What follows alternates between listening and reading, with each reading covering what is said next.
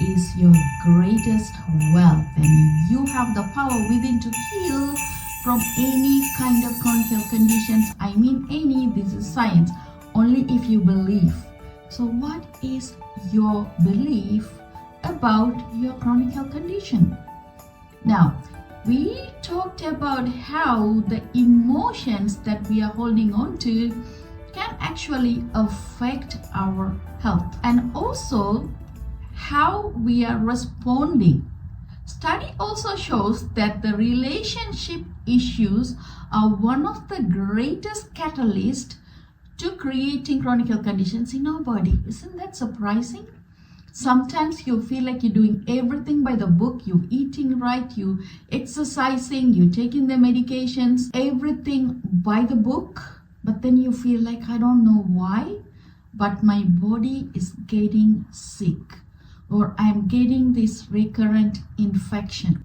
Really be conscious about how we are interacting with the relationship around us, because there is an electrical transmissions happening between people, whether they are closer to us or even around the world, even from all the way from here to the cosmic area, space, or even with the people if they are in the moon.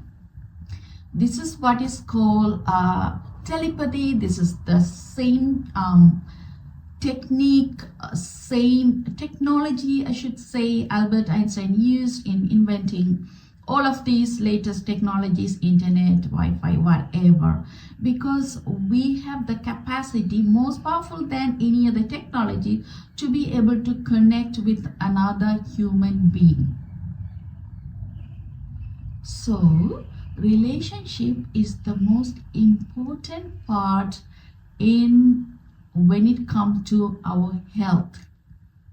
And every interaction that we have with our people can make our health or break our health. That does not mean we have to be nice and polished up.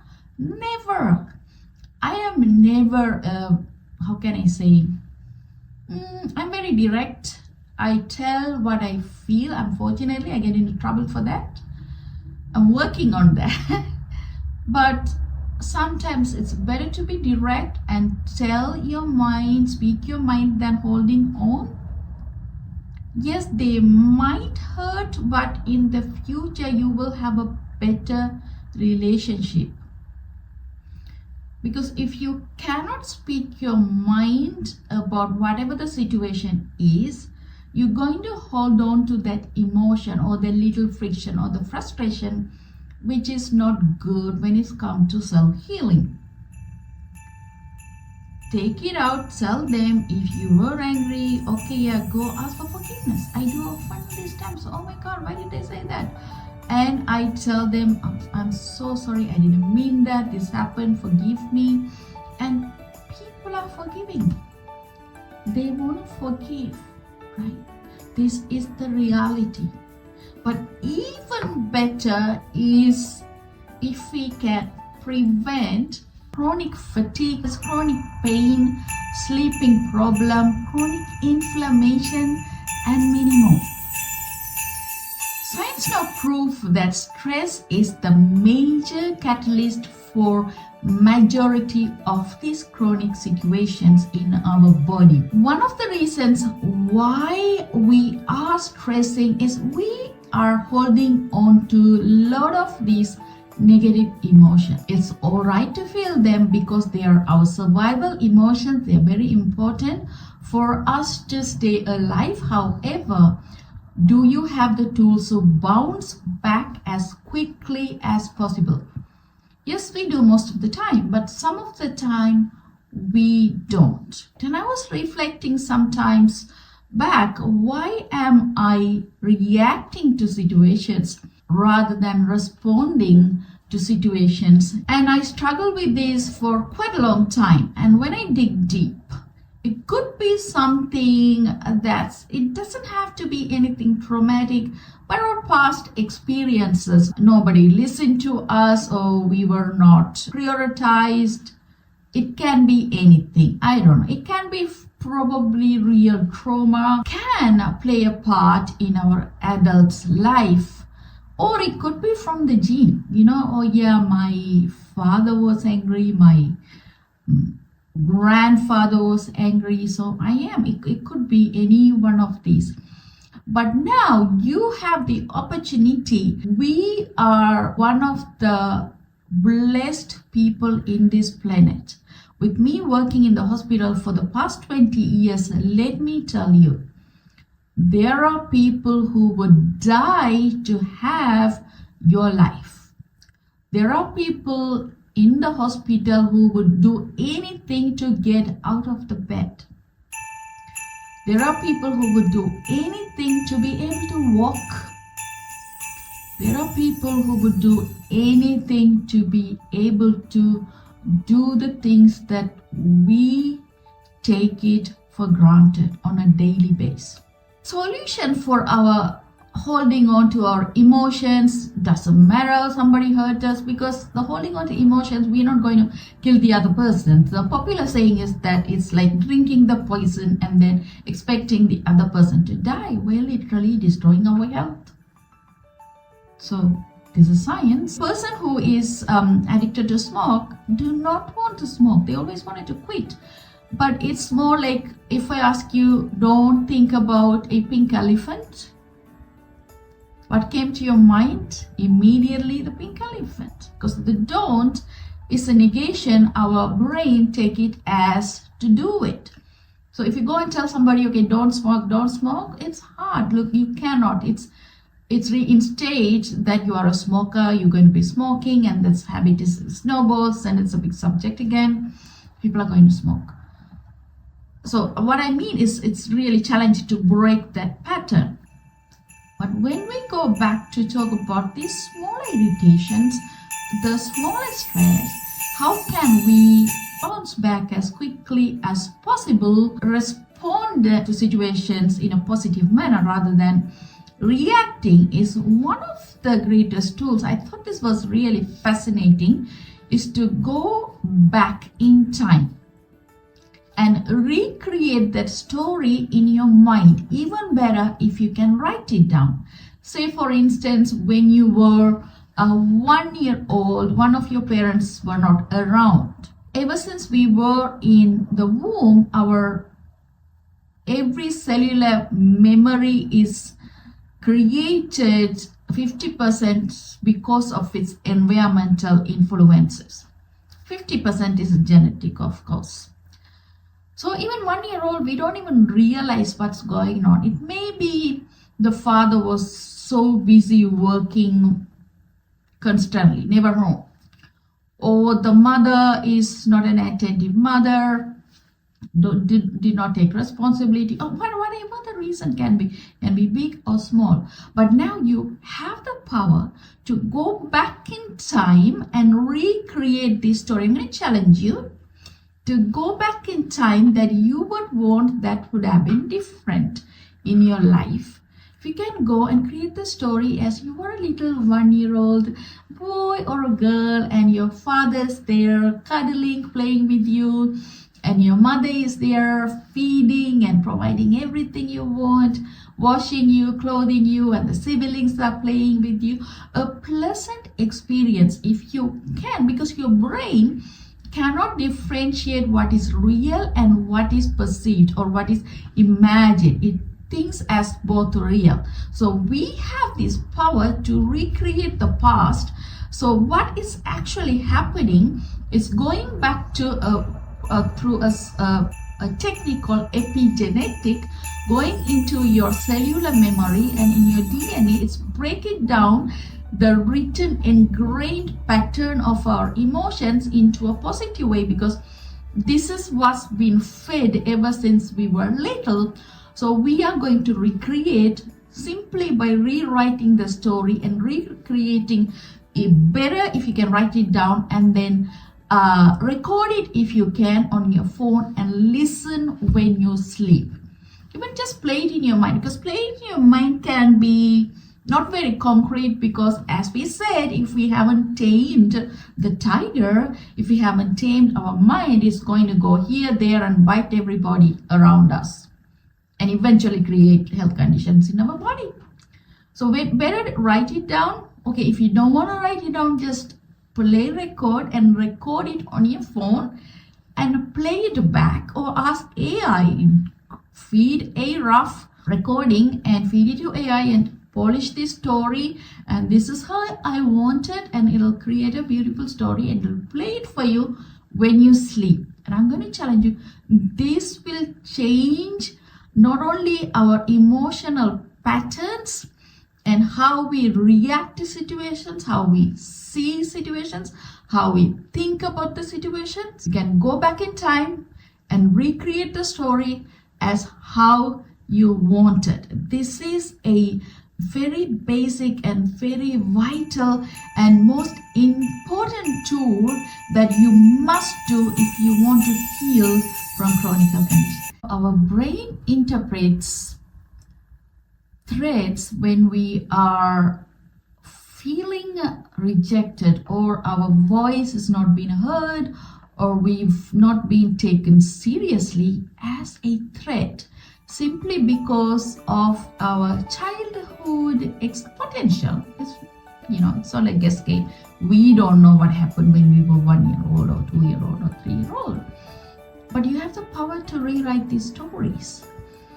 But that actually influences our behavior as adults, which is, we all know, is not helping us, whether in relation to our relationships, health, or finances. So what kind of tools that we can do? Go back and rewrite the story. What story are you going to write when you turn 2 years old?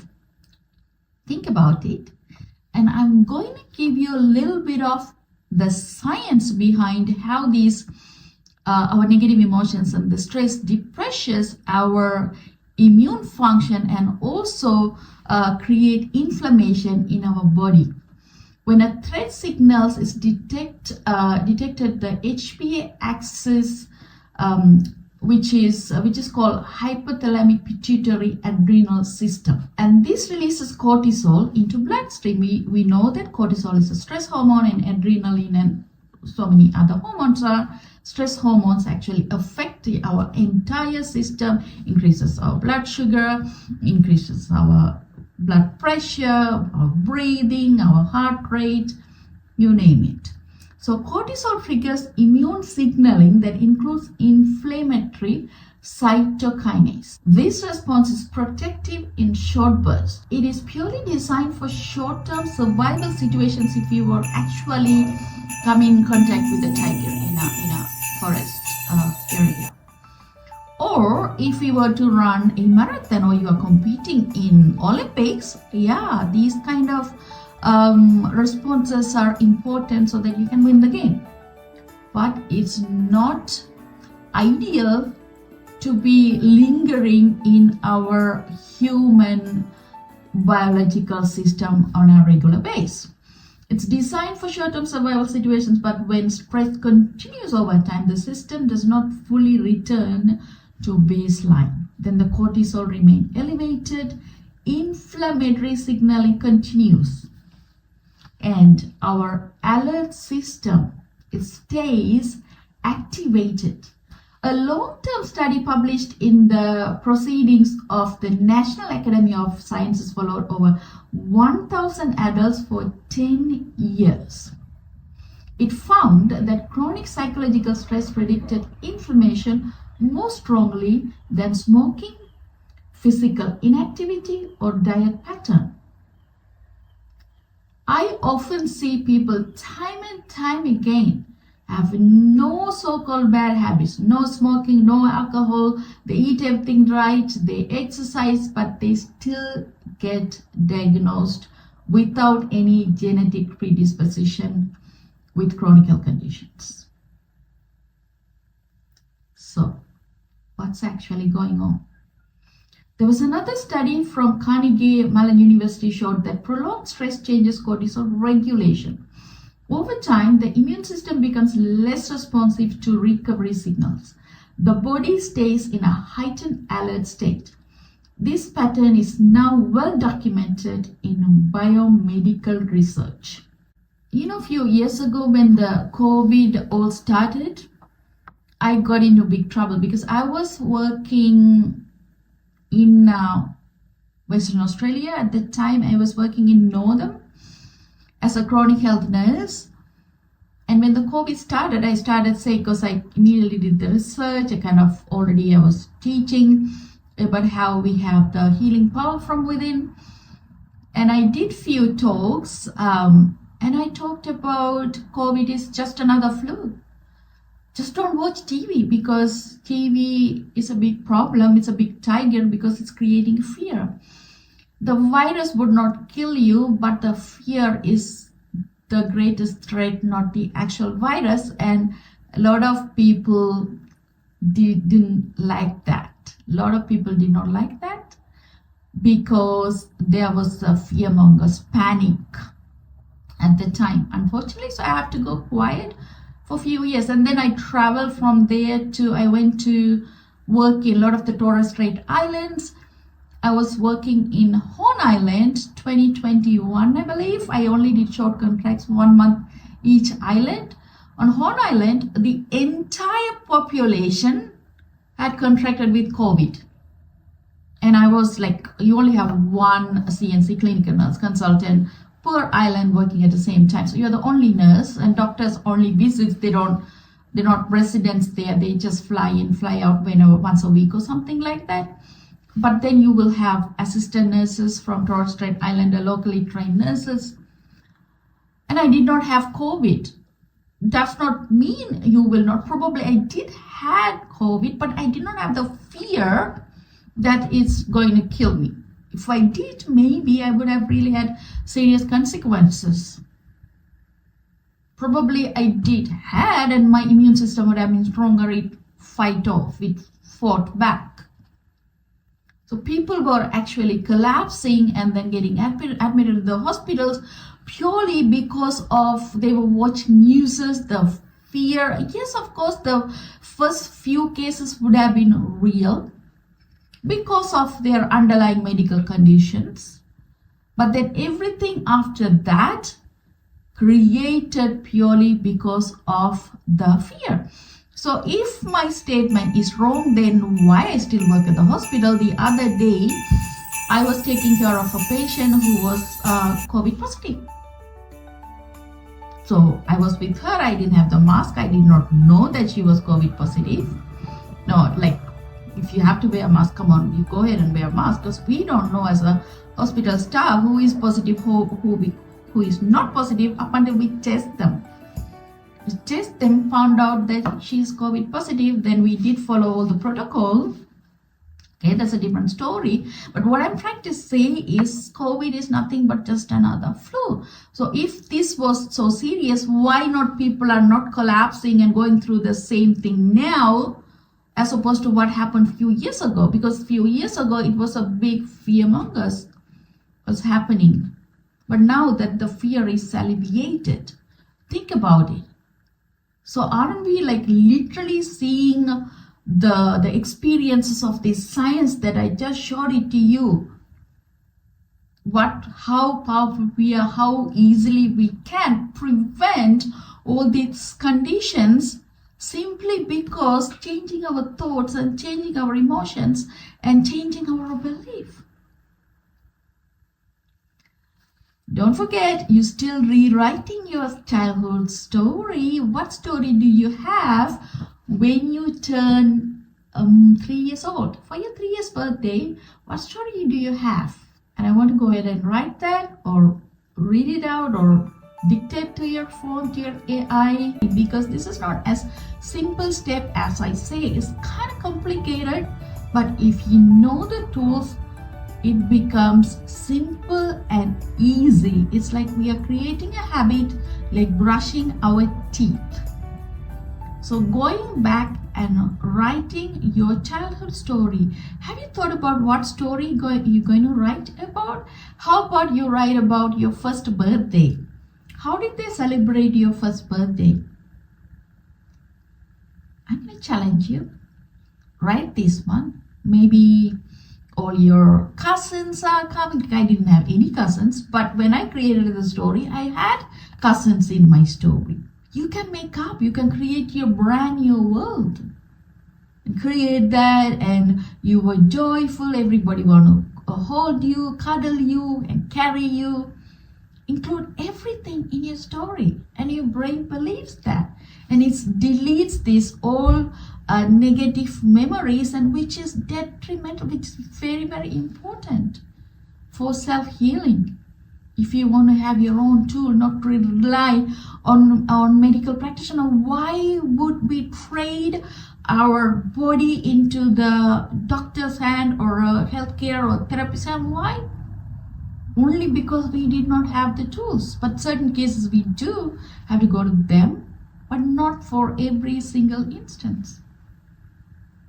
Because your body is a chemical factory, you can produce any kind of hormones or chemicals. And when we are experiencing stress, our immune system get depressed, which means our immune system weakens when we are going through stress. Think about a situation when you are really stressed. You might be easily catching cold, cough, or sore throat, things like that. Be aware of this situation, and if you can pay attention to your emotional state, so for the next month you can actually prevent from not having to catch that cold, because you are neutralizing your emotional state. Even if you're not jumping up and down happy, you're bringing your emotional status to a homeostatic equilibrium, so that your brain can help your system to produce all of the healing hormone and also help boost your immune system. This is a possibility, but certain months or certain lunar phases, it's out of our control, especially when it comes to women during their monthly cycles. You might not be able to have the control, but then you can still have the tools and be prepared for when the situations get out of control, to be able to bounce back as quickly as possible, rather than wait for something bad, physiology to happen, so we have to run to the doctor. Think about it, and I want you to reflect. Amutha Kan, the power flows, a seed of peace within you grows, the pharmacy of soul and mind, leaving every fear behind. Every cell begins to sing to the balance that you bring.